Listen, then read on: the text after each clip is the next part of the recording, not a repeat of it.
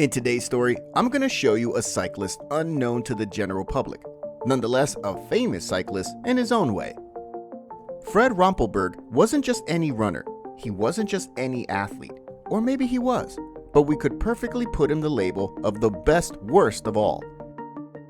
Someone who has been a professional cyclist between 1971 and 1998, 27 seasons, without being gregarious and without practically having achieved victories on the road or track is to be admired. A cyclist with such an extensive career and with such a small balance in victories deserves to have the recognition of the fans. A professional career as long as empty, that our friend knew how to redirect to become the fastest cyclist on earth. How did you do it, Fred? If you were a fan of cycling in the 70s and 80s, surely you admired and enjoyed the great idols of the moment. Merckx, Ocaña, Marteens, Impe, Hinolt, Moser. They were the great capos in the golden age of cycling. Born winners, tireless fighters. In each race, the fight was to the death, and the spectacle was amazing.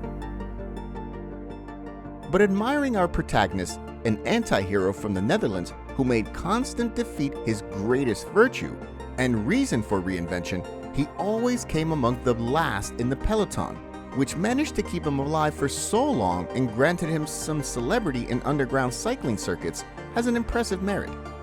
While Merckx and Hinolt were showered with trophies, Rompelberg crawled in the group of sprinters, entering the qualifying limit when the first had already showered and left for the hotel.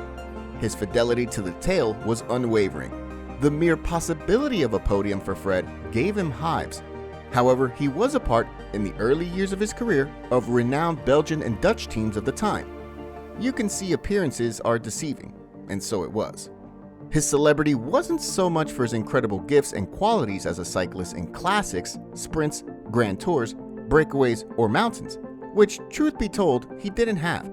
That's why it's more meritorious to know what he did to stay professional, charging every month despite himself, and always being hired when the accumulated record was not even to be part of the most modest continental team, a genius. So many years on the bike for Fred were not in vain. They gave him a unique knowledge in his way of going on the machine. They granted him a great mastery and confidence to ride that served him to apply it to another, wilder modality of cycling, which ended up making him famous. Well, in certain circles, but famous after all. If we're going to fail, at least let's be the best of the least good. Let's do it with class, with style. Our friend Fred became a stayer. Fred Rompelberg, a native of Maastricht, invented the concept of added value for his sponsors, when not even the most visionary technocrat or aggressive neoliberal executive talked about it.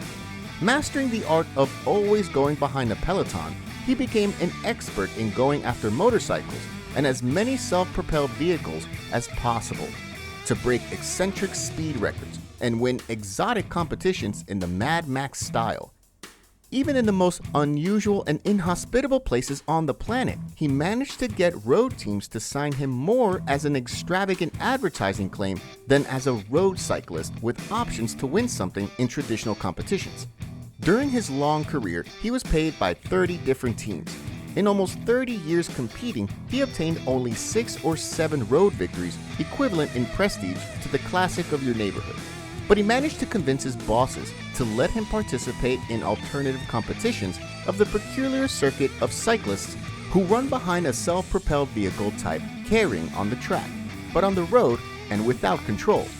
This freaky calendar had pull in the Netherlands at that time, and other places with particular people, and reported a lot of popularity and money to our protagonist.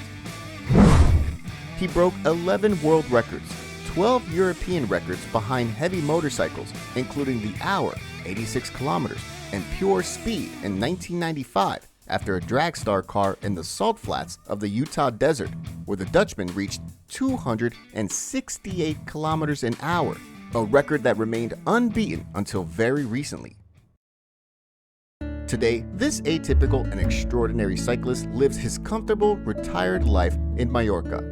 There, he has a thriving bicycle business and organizes sightseeing tours around the beautiful Mediterranean island with all the experience of a man who has remained attached to the bicycle for more than 50 years. If you liked the video, subscribe and like. And if you want to continue enjoying the best cyclists in history, don't miss this.